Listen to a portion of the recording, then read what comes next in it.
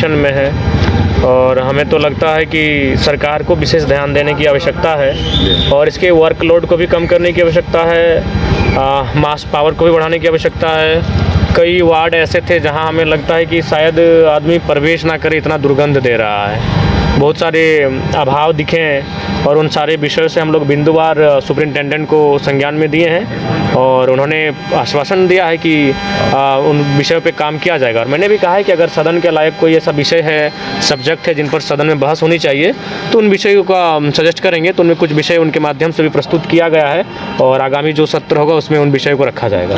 जो PG block है super specialist, देखिए प्रबंधन ने कहा कि उस दिशा में वो कार्य कर रहे हैं और वो मामला उनके संज्ञान में है।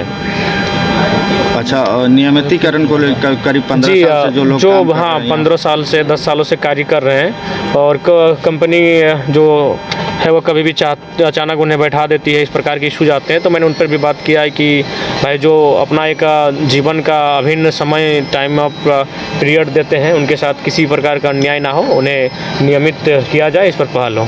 ये तो हो गई रूटीन की बात। देखा जाता है कि समय समय पर अस्पताल में बहुत सारे बहुत सारे ऐसे चीज़ें हैं जो अस्पताल में सुधार करने की अत्यंत आवश्यक है और अगर उस दिशा पर सुधार नहीं करते तो फिर अस्पताल लोगों के लिए केवल एक फॉर्मेलिटी बन के रह जाएगी। और ऐसे भी देख रहे हैं आज के दौर में जिस प्रकार से देख रहे हैं लोग निजी अस्पताल है उनकी ओर जा रहे हैं, अपना घर जमीन बेचकर अपने संपत्ति बेचकर इलाज कराने के लिए जा रहे हैं। तो इसके लिए सरकारी अस्पतालों का दुरुस्त किया जाना बहुत आवश्यक है। सरकार से क्या मांग करेंगे और सदन? हाँ जी, इस विषय पर हम लोग अध्ययन कर रहे हैं। हम लोग अपने 2 प्रतिनिधि नियुक्त किए हैं और उनके माध्यम से हम लोग एक रिपोर्ट लाएंगे।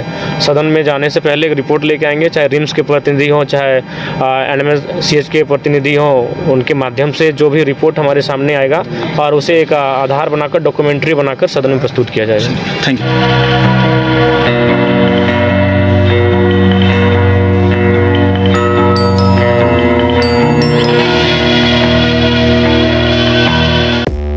5 राज्य, 61 शहर, 150 प्रोजेक्ट और एक वास्तु विहार। नई सोच, नया घर। बनाए रखिए अपना प्यार, सेवा में है वास्तु विहार।